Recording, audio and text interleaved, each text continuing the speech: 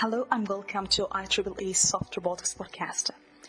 In this podcast, we're going to interview researchers from both academia and industry about their work, thoughts, spectrum, and more beyond that. This is Marwa Edwini, and I hope you will find this podcast useful. If you would like to connect with us, simply send us, and we will be happy to hear from you. And here is my interview. Thanks. So I would like to ask you first how you would like to define yourself for the audience, maybe first time listening to you.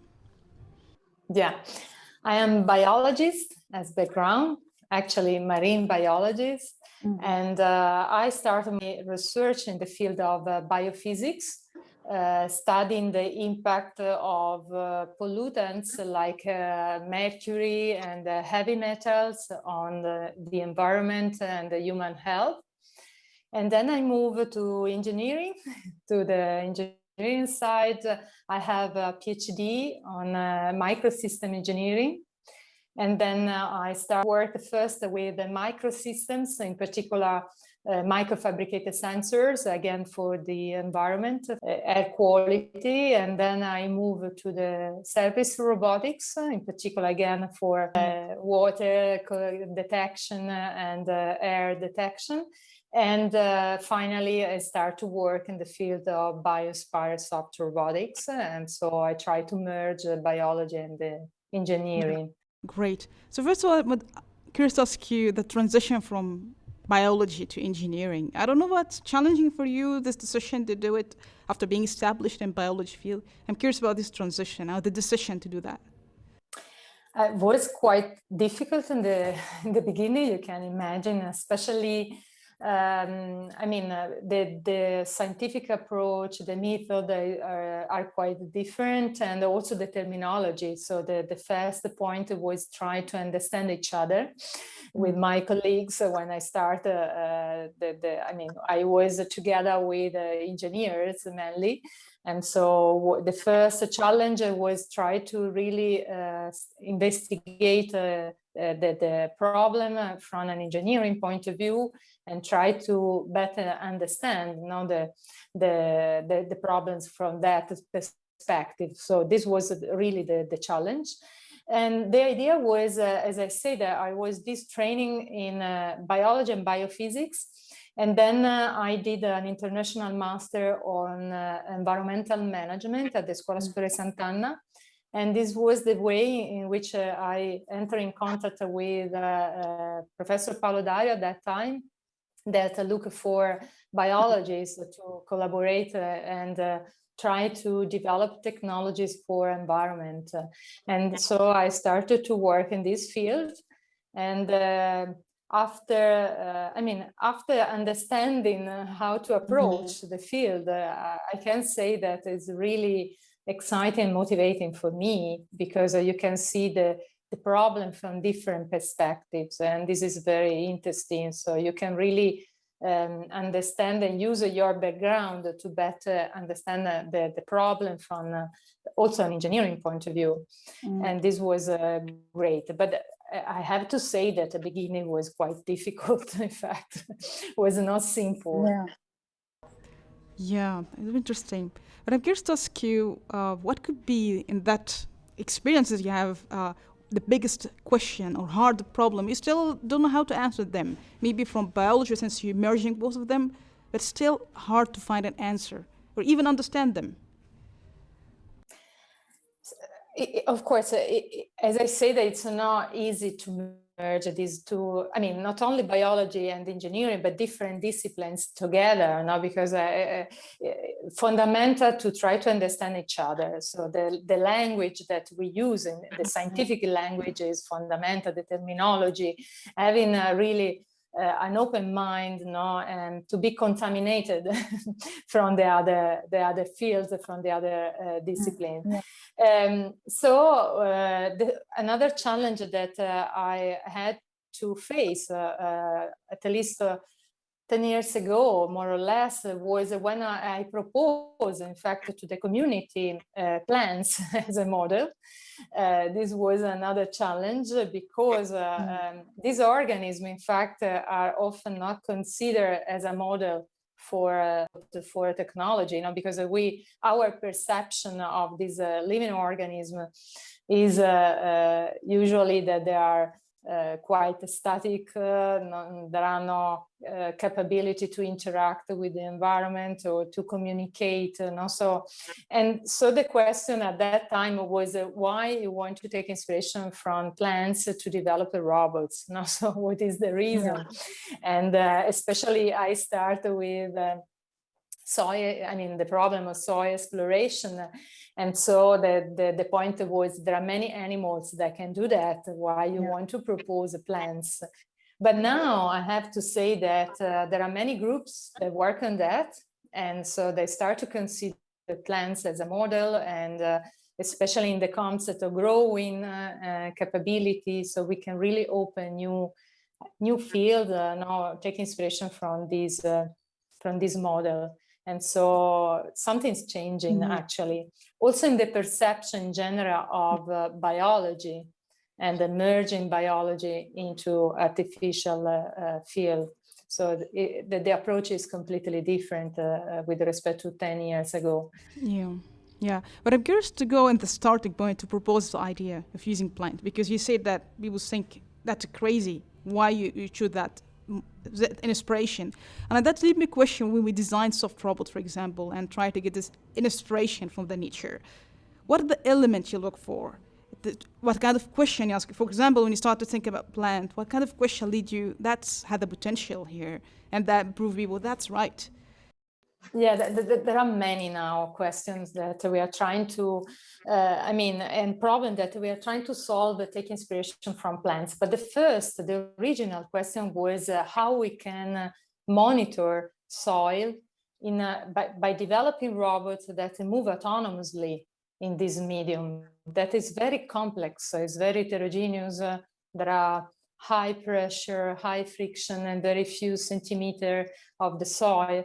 And so this was really one point in which I try to merge my competence in biology together with engineering, because I say that, look, the living organism that is better adapted to this extreme environment is the plant, because they can create with their roots, they can create a network, they can penetrate in a very capillary way the soil. They have a behavior because they can grow following or escaping from environmental stimuli. They can communicate. This is also very interesting from an artificial point of view, because they create a network with other plants, also mediated by fungi and other organisms. So they create a sort of wood wide web. They create a complex network in soil to be much more effective and efficient in soil exploration. So the point is more from a technological point of view, how we can translate all this idea, this performance in an artificial system, but no doubts that they are the best organism adapted to this environment. And so the point was starting from the observation, and this is another challenge since they move in soil. So how we can observe the dynamics of the movement, so the strategy that they adapt to move in soil, since they move in soil, under soil. So there are very few techniques that we can use to observe the dynamics of the movement. But this is exactly what we need to translate then this feature into control or artifact that are able to grow, to move in soil. And so what we start is actually by developing setup for the observation of the root movement. The observation is fundamental, is the first step of the scientific method. So we need to observe the movement, the strategy of living organism to understand how they adapt to a specific environment. And so we developed this setup also using time-lapse video, so we can record the video, then we accelerate the movement, We can use a different soil, of course. There are mainly artifacts, especially phytogel or transparent soil in order to observe, and is a simplification. We know that is a simplification, but we need for, I mean, observing the dynamics of the movement. And then was a long process also to understand the main important features and the secret in the movement of the root in soil. Because initially we imitated some function, the roots, but they were not the real secret. That is, in fact, the growing. So they move by growing, not only in soil, but also in the upper part, in the shoot. So they add the new cells by cell division in the root, so in the apical part of the root. And then, and this is very important as well, they absorb water from the environment. And so it's a sort of hydraulic system, and they push the tip into the soil. And they also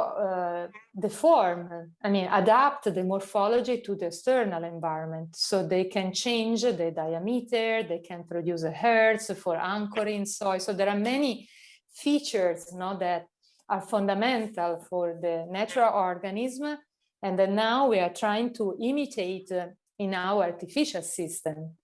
But understanding that these are the main point, the main features that we need to translate require time and a lot of experiment, a lot of hypotheses, a lot of prototypes that didn't work also. And so we learn by doing, because sometimes you don't have a data from a biological point of view that you can immediately translate into specification in the artifact.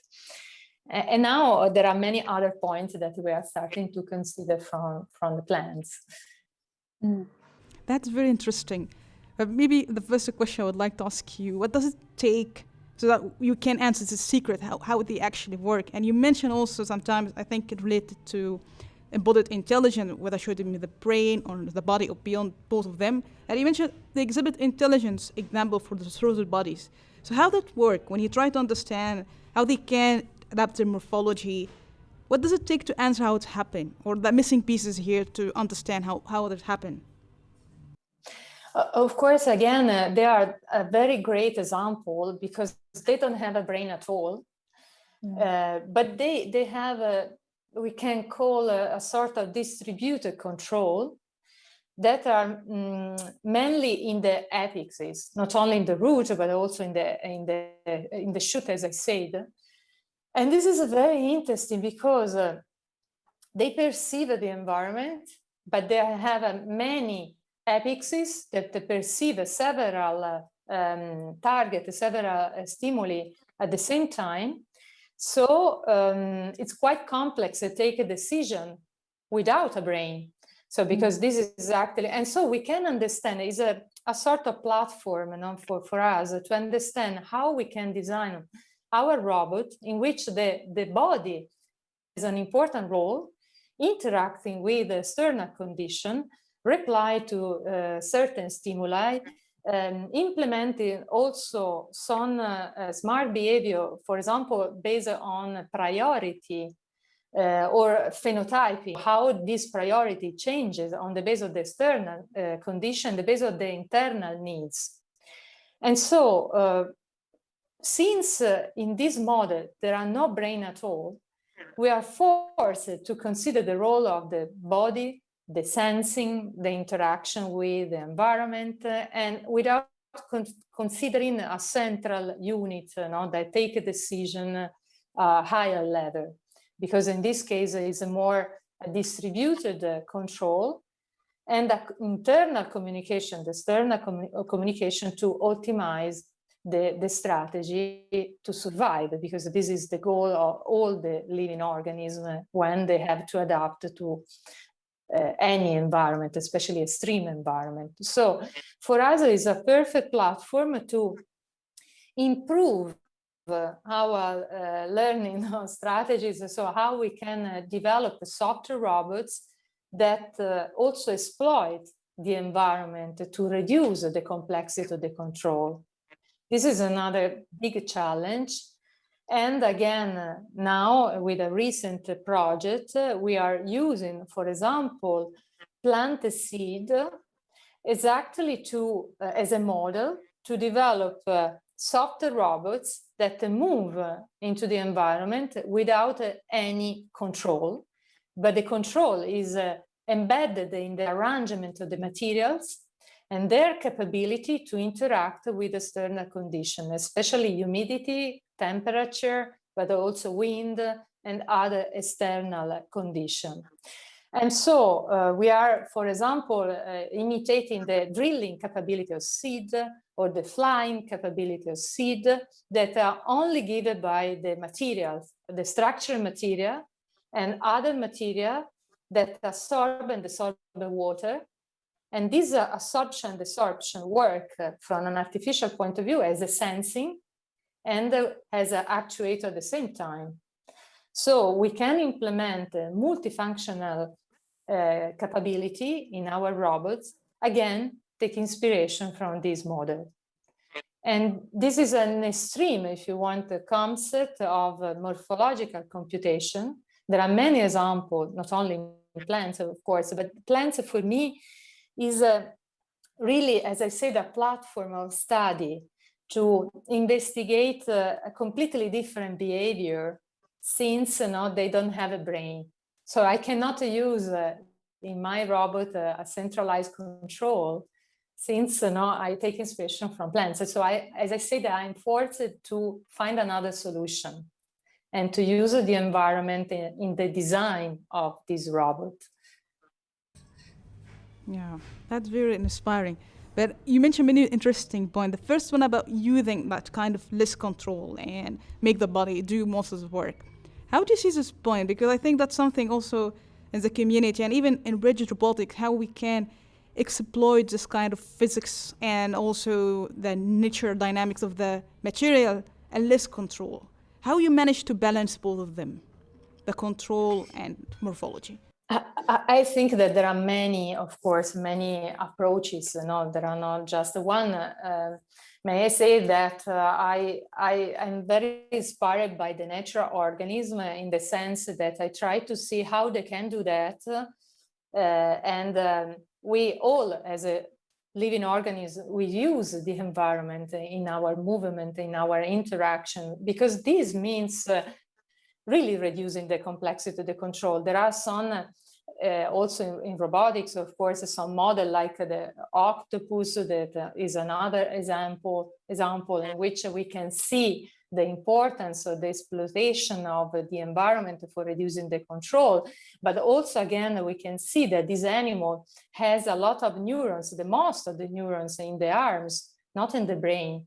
Again, because probably there are no evidence in biology, but probably this is the reason, since the body is really complex, because there are infinite degree of freedom, there are no rigid skeleton in the body, so they can bend in any direction. They have the suckers, they can control each sucker, so they use it as a sort of fingers. So probably such a morphology needs more than one brain, need a lot of control distributed in the body, and also needs the body that interacts with the environment to help in the control. This is much more evident in plants because the morphology is still more complex. There are millions or apexes also in a very simple plant. And in this case, there is no brain at all. So as I said, it's very important to see how they can exploit the environment, like, as I said, the humidity, the temperature, the interaction with the other organism. So in the case of the plant, if you consider the forest, there is an emergent intelligence also given by this network that they establish not only internally to the same plant, but with other plants, with other organisms. So the flux of the information is shared with other organisms. So really from this extreme example example, because this is the case, so we can take a completely new idea. At the end, there is a sort of philosophy, that it's not only robotics, but it's also some advice in looking at nature to develop a new robot, but also try to take the lesson from them to be more effective in design this artificial system. It's quite complex because there is no, as I said, a unique approach. There is not a book that you can read not to understand how to translate nature in artifact and technology, but you can learn by doing, by also exploiting different approaches, by experimental trials that are fundamental from my side to extract the data from nature, to quantify some phenomena. And this is also the difference from a biological approach and an engineering approach. So in engineering, we need to quantify the phenomena, extract the numbers that then are translated into specification. So from this collaboration of these two different world, different disciplines, we can really learn each other. Because also in biology, we can really understand some phenomena in the biological systems by using the robots, by using this bioengineering approach. So it's really a continuous learning from both the sides. Yeah, that's very interesting. But I think the question, when the community asks, how we can use living material like planet with artificial one, and the question is how they can really continuously learning and adapt to the design, because in soft robotics sometimes we speak about how we can design the sensing capabilities, assuming we have passive material, no, smart material. And it's quite there's a trade-off between how you embed the sensing in the material and make sure it's stable as well. At the same side, we have the planet, they figure out how to do that in a nice way and should sense and have the body as well. Absolutely. This is another important point that I think soft robotics is addressing, can address, because it's a quite a different approach with respect to the traditional robotics. So many groups that work in soft robotics are really inspired by natural organisms. So, and this means also generating new materials that embed sensing functionality. This is one of the challenges of our community. Now, all of us try to integrate different sensing properties, in particular tactile properties, but not only, how we can perceive the external environment, also proprioception, by developing such kind of material. And in fact, is fundamental the collaboration with the expert of materials, because in many cases they already solve our problems. So they already develop, for example, material with sensing property embedded in the structure, but also materials that are, for example, biodegradable or reusable.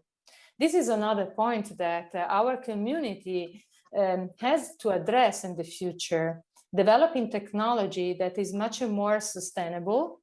And this means also that our materials, but also the electronics, the energy, should be more integrated into natural ecosystems. Because many of us have as a target, in terms of application, the exploration of the environment, or agriculture, or environmental monitoring. So this means that we need to develop technology that at the end are fully integrated in natural ecosystem. But this, again, this means that we have to reduce the impact, the negative impact of technology into natural system. And so the key point is developing material with more functionality. And so also in my group, we are trying to work in this direction, but there are many groups that work on this. So how we can develop a continuum, for example, structure, or growing structure. This is our challenge. So how I can develop a continuum structure that also embeds sensing properties. This is one of the challenges that we are facing. But at the same time, this structure that maybe I used for detecting parameter in soil or in air or in different conditions cannot then at a certain point be released in the environment and contaminate the environment, because this is not more the way in which we have to develop technology. So we need to consider the final, so the cycle or our technology starting from the design phase, no more at the end, because otherwise, the risk is to continue to release technology in the environment and create contamination. So there are many aspects. So this is increased the complexity, because there are many functionality that you have to consider. So sensing is the first, but then structural properties is not only the sensing, but maybe you have to consider material that give also the structural functionality to the robot, and then the capability to interact with external conditions, reduce the impact. So there are many points that we have to consider in the design phase. That's really important point, and I would like to thank you for mentioning that. But I think coming back to the design, because I think that's why we design what we design. And you mentioned that this obligation that we make sure at the end of the day what we develop is safe or biodegradable. And it made a lot of complexity, because in research sometimes we tend that to publish as the result as it comes, and we don't consider that consequences are behind what we do. And it happens sometimes, and there's a pressure to, it works, it's okay, let's get it published, but it takes a lot of time to figure out this question, and it takes time, apparently. So how do you see this kind of changing? Because I think that's something need to change it, though. And you have a lot of expertise in that. So what are your thoughts about that? What kind of things do you think we have to address in the design process to make sure we're going at least in the right direction overall? Yes, you touch a very important point, because of course we have to publish. So there are many pressure in our work. But I think that in design, during the design of our robot are fundamental, is a crucial part of our work. And so in addition to the point that I have already mentioned, this means that we have to consider also the energy aspect during the design. And this is of course obvious, but it's not so obvious when then we develop our system. So taking in consideration the energy needed for operating, especially in real field, of course, this is the point, in extreme conditions. So, and again, I think that if we are able to really see the crucial point from a natural organism, again, they can help on this. Not because the living organisms are perfect or they don't have a problem in terms of energy, because they have, of course, but they need to save energy in certain point, because otherwise they die.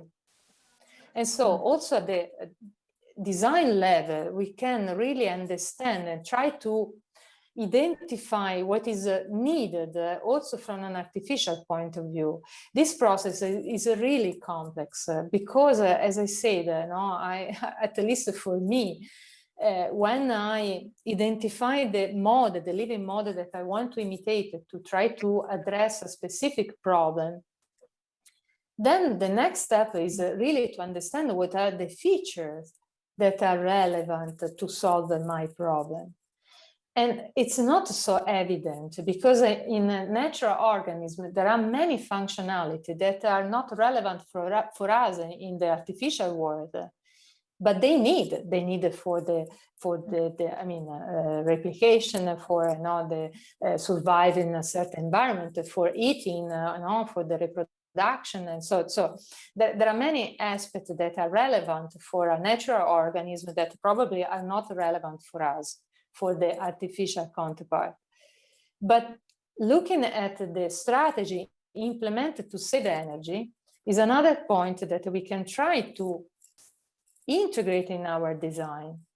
And this is very, very complex from my point of view. I try to do with our with my group, especially in these recent projects that we have, as I say, the not only plants, we also have soft animals that we are investigating. So how these organisms save energy, interacting and doing something in the environment, and doing something in their habitat. So this is the crucial point. But I think that this is another point that we need to consider: energy.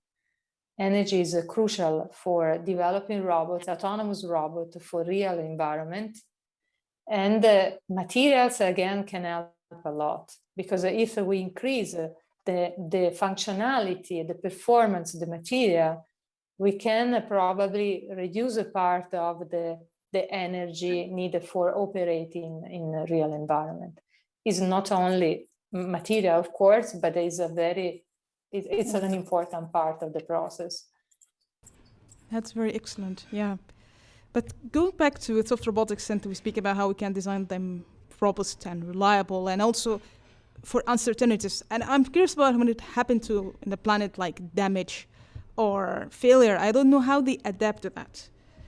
So from perspective of a design, how we can, I don't know, can we design soft robot that more robust, like a plant, how they can resist this uncertainty like damage or anything? Do you have any explanation for that?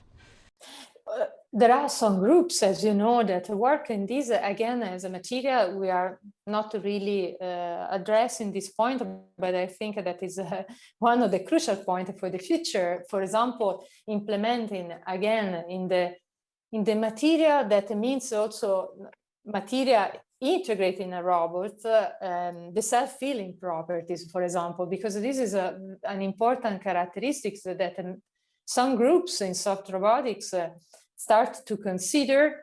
And I think that these properties will change the way in which we also develop our robot, because at the end, they will be more robust. Of course, the process is not so short, because we need to understand how then to integrate the material and use this material inside, in a robot, not only as building blocks that are, or in a laboratory condition in which you can recreate the structure by using temperature or other stimuli, even if there are a lot of progress in this sense. So many groups now use ambient temperature that is fundamental to be more close to the real application. So there are a lot of advances in this field. But then we need to move to the robot, and this feature probably will be one of the most important features in the future to be more robust in a extreme environment. The other feature that we could consider for our robot, of course, and not for all of them, but is to be redundant. This is another feature that we are investigating again in plant, since they really they can colonize any environment, also very extreme environment.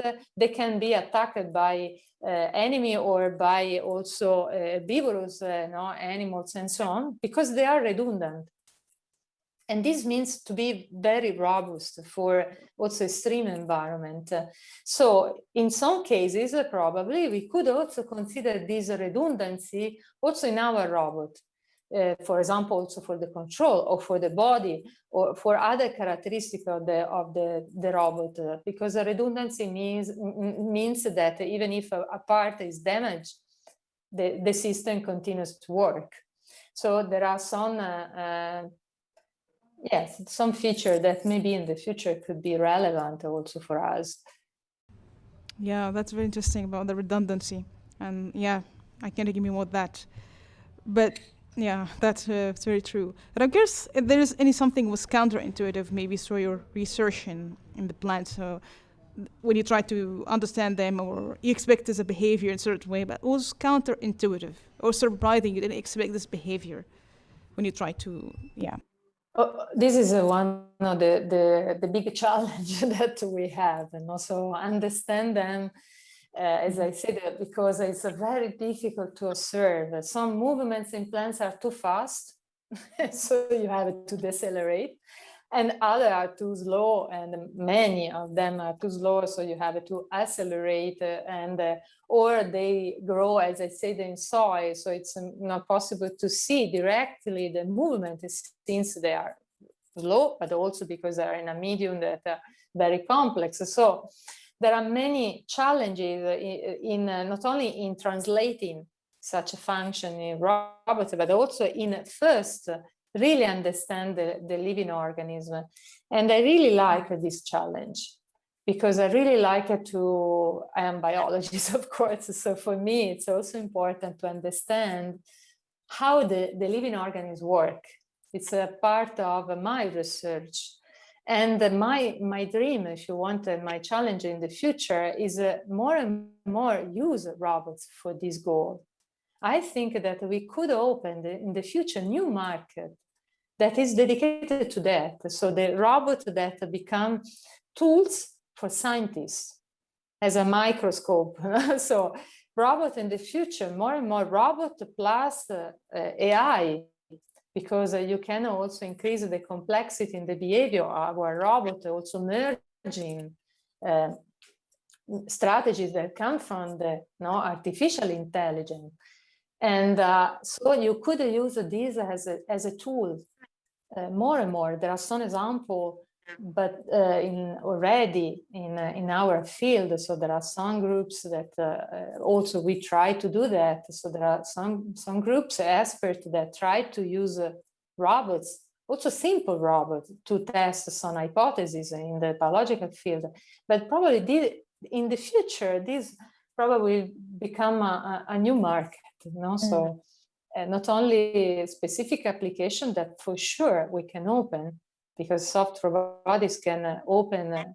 It's still in an early stage, probably. There are many problems that we need to address, but already now we see the potentiality of this community, since we can open new scenario that now are not addressable from the other robotics that works very well. So that what we call traditional robotics already change our life, the way in which we develop our machines, our many stuff, our society are developed by industrial robots, or we can explore the space of deep sea by using robots. So that they are already very important tools in our hands. But in the future, with soft robots, we can really open new scenario in a medical field, in the exploration,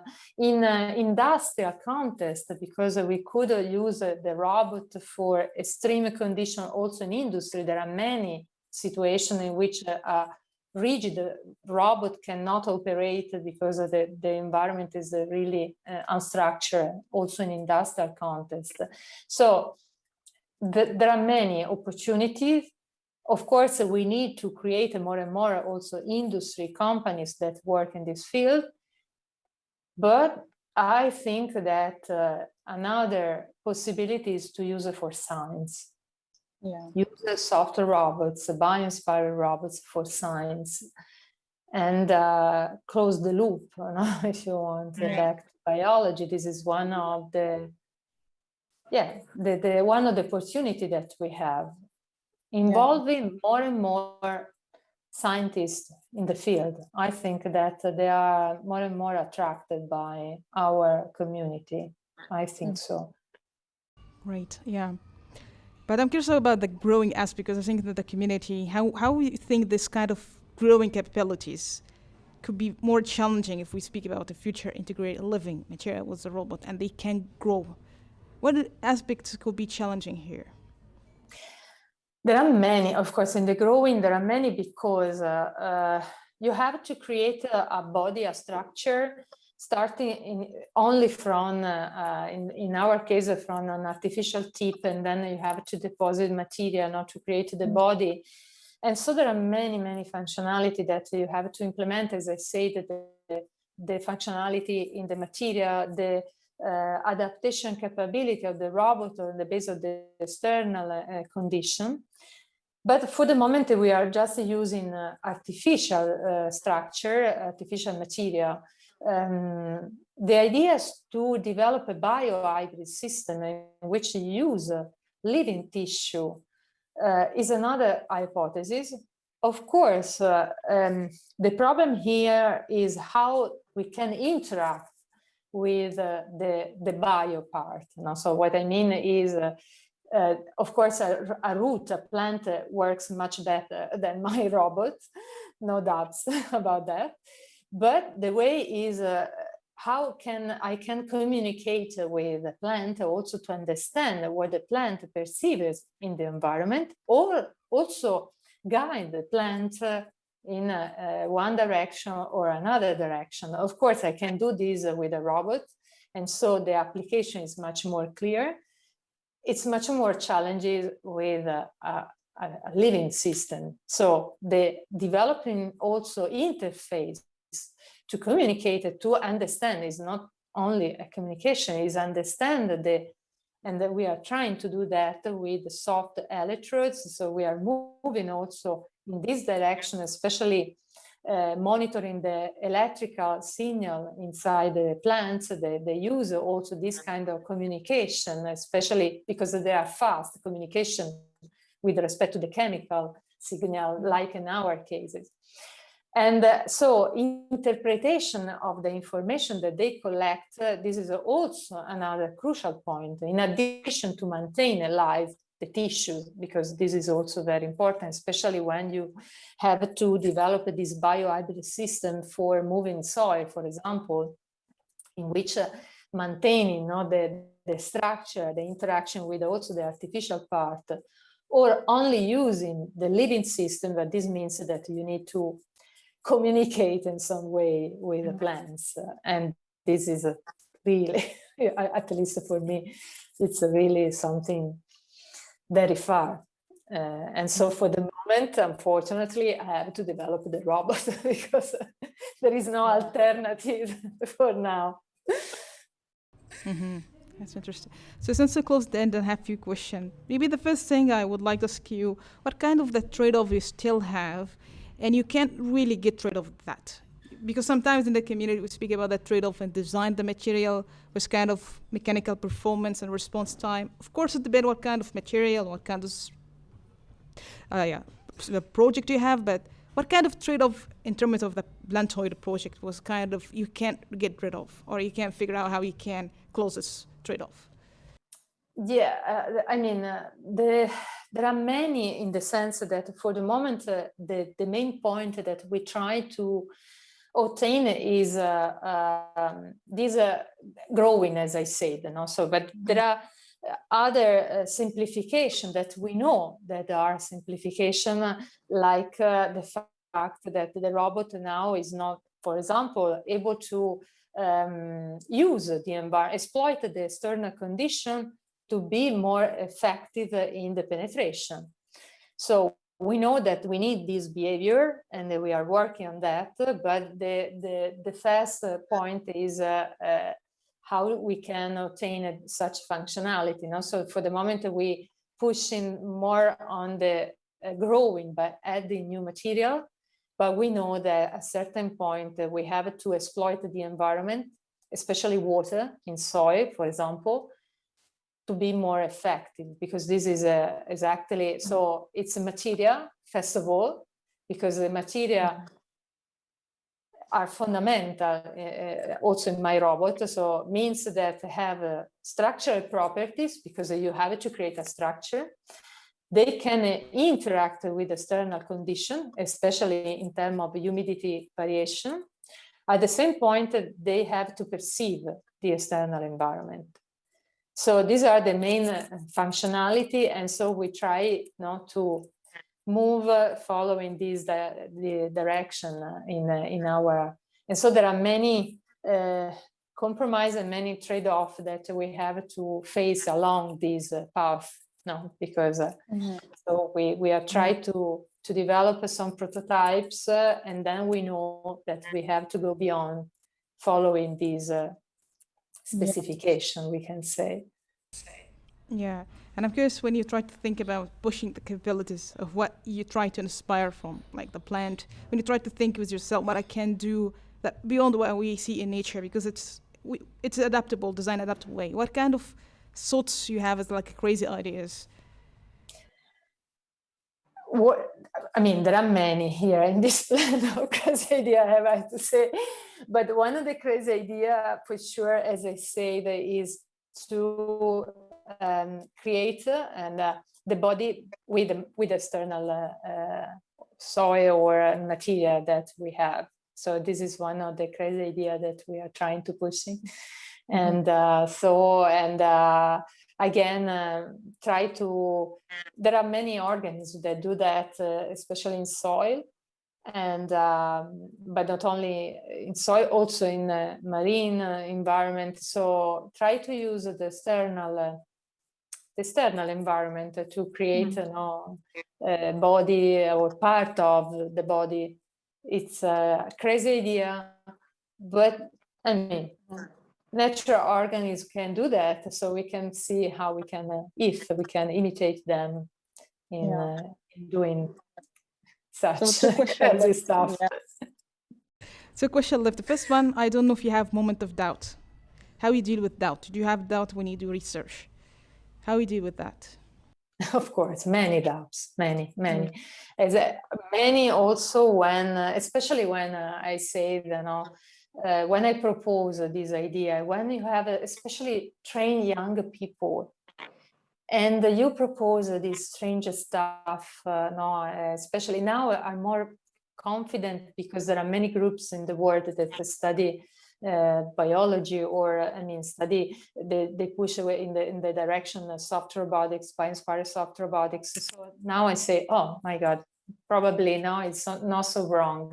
But when I start, I had many doubts, because when you have a young group, with the young people, and they have to trust you, so you are proposing something completely not out of the box, and is very strange. And so you say, oh my God, they have to discuss a thesis, they have to do the PhD, in these topics. So maybe are completely wrong, and there are no story in this direction.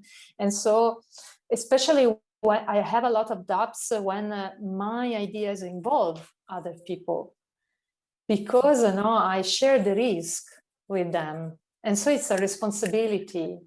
And then, of course, there is many doubts because sometimes say, oh my God, maybe this is wrong. I'm saying something that is not completely clear or demonstrate. So, I think the doubts are fundamental in our work, because it means that you refine the idea in some way. So to be completely sure about the statement about what we propose, I don't know if completely positive, in the sense, of course, you have to start from something, but having doubts means that you try to revise also your opinion, and to maybe better refine the approach or something like that. But as I said, my doubts are in particular when, especially in the past, of course, also now, but especially in the past, in the beginning, when I proposed the first time, such a kind of idea, and the people look at me a strange way and say, oh my God, what I have to do. And yes, but I think in a certain point, having doubts is fundamental in life in general. Thank you for sharing that. Yeah. Lastly, I don't know what kind of advice you received and was a life changing, maybe through your career or life, and it stick to your mind every day. Yeah, from my parents for sure, working hard, and also enjoy what you are doing, but in particular, having respect for the others. This was one of the main advice from my parent. And sometimes say, oh my God, why they say that? But I think because it's very difficult, follow this path. But I really thank them for this advice, because they I mean, they guide me in my, not only in my career, but also, yes, my life and my career at the end are very close, you know, because we spend a lot of time and we love our job. And so I think that it's very important to respect the other people, because at the end you are much more happy. No? And so these advice are, for me, fundamental, and were in the past, they will be in the future. Wonderful. I don't know if you have any final words you would like to say for the community before we close. Of course, invite all the members of the community to attend the next conference that will be in Edinburgh, hopefully in person, and the general chair together with Adam Stokes. And so, yes, enjoy our work and try to be more and more curious and try to do great stuff as we are doing. So I'm waiting for all of them. Thanks so much, Barbara. I think that was very inspiring, and thank you for doing that.